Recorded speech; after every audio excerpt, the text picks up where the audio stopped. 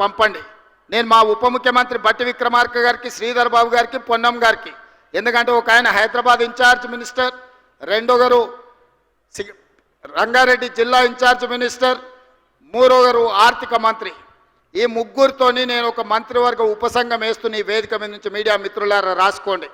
అఖిలపక్ష సమావేశాన్ని మా ఉప ముఖ్యమంత్రి గారి నేతృత్వంలో అఖిలపక్ష సమావేశాన్ని ఏర్పాటు చేస్తాం.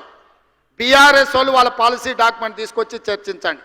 బీజేపీ కిషన్ రెడ్డి కేంద్ర మంత్రిగా మీరు ఏం పాలసీ నగరాన్ని అభివృద్ధి చేయడానికి తెలంగాణ నిధులకు తీసుకొస్తారో అఖిలపక్ష సమావేశాన్ని ఈ వేదిక మీద నుంచి మా ఉప ముఖ్యమంత్రి గారిని నేను రిక్వెస్ట్ చేస్తున్నా. మిమ్మల్ని అఫీషియల్లీ క్యాబినెట్ సబ్ కమిటీ కింద, క్యాబినెట్ సబ్ కమిటీ మినిస్టర్స్గా వీరి ముగ్గురిని నేను నియమిస్తున్న ఈ వేదిక మీద నుంచి నేను ఆదేశాలు ఇస్తున్నా చీఫ్ సెక్రటరీ గారికి. తక్షణమే ఈ ఆర్డర్ రిలీజ్ చేయండి. వారు అఖిలపక్ష సమావేశాన్ని ఏర్పాటు చేస్తారు. మొదట బీజేపీ వాళ్ళు వాళ్ళ ప్రతిపాదన దేండి, తర్వాత బీఆర్ఎస్ వాళ్ళు దేండి.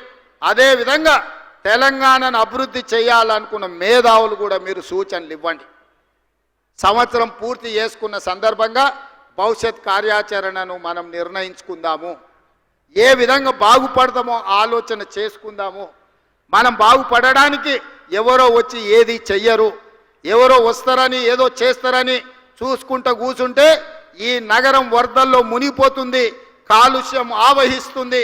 ఆ తర్వాత కాపాడడానికి కూడా ఎవరు ఉండరు, ఎవరు రారు.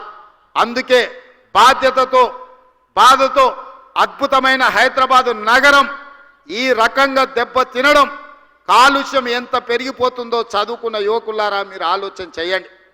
ఈ కాలుష్యాన్ని తగ్గించాలి అంటే చెరువులను కాపాడుకోవాలి, నాలాల ఆక్రమణలను తొలగించాలి, కుంటలను పునరుద్ధరించాలి, మూసీ నదిని పునరుజ్జీవింపజేయాలి, మూసీలో కొట్టుకుపోతున్న శవాలను, అక్కడ ఉన్న కలేబరాలను తొలగించాలి, ఇండస్ట్రియల్ పొల్యూషన్ మూసీలో కలుపుతున్న దాన్ని నియంత్రించాలి. ఈరోజు మూసీలో పారే నీళ్లు, గోదావరి జలాలు మూసీలో పారాలి. తద్వారా హైదరాబాదు నగరం యొక్క కాలుష్యం తగ్గుతుంది, ఈ నగరం అద్భుతంగా అభివృద్ధి చెందుతుంది. ప్రపంచ పర్యాటకులను మనము ఆకర్షించాలి అంటే రీజనల్ రింగ్ రోడ్డు రావాలి, మెట్రో రైలు విస్తరించాలి, మూసీ అభివృద్ధి జరగాలి, ఫ్లైఓవర్లు కట్టుకోవాలి, హైదరాబాదు ప్రజలకు కృష్ణా గోదావరి జలాలు తాగడానికి తేవాలి, 24 గంటలు పని కల్పించాలి. ఆటోలు నడుపుకునే వాళ్ళ నుంచి ట్యాక్సీలు నడుపుకునే వరకు, చిన్న చిన్న ఛాయ్ బండి నుంచి పెద్ద పెద్ద హోటళ్ళ వరకు పరిశ్రమ అభివృద్ధి చెందాలి అంటే పర్యాటకులు పెరగాలి. పర్యాటకులు పెరగాలి అంటే మౌలిక వసతులు అధునాతనంగా ఉండాలి. ఆ విధానానికి మా ప్రభుత్వం కట్టుబడి ఉన్నది. ఆ దిశగా మేము ప్రయత్నం చేస్తున్నాము. బీజేపీ బీఆర్ఎస్ వాళ్ళు మా మంత్రివర్గ ఉపసంఘానికి అఖిలపక్ష సమావేశంలో వచ్చి మీ ప్రతిపాదనలు ఇవ్వండి. మేము ఏది చేస్తామన్నా మీరు అడ్డుకుంటామనేదే మీ విధానం అయితే అట్లా కుదరదు. గతంలో మీరు చేసింది, కొన్ని తప్పులు చేసిరు, ఎన్నో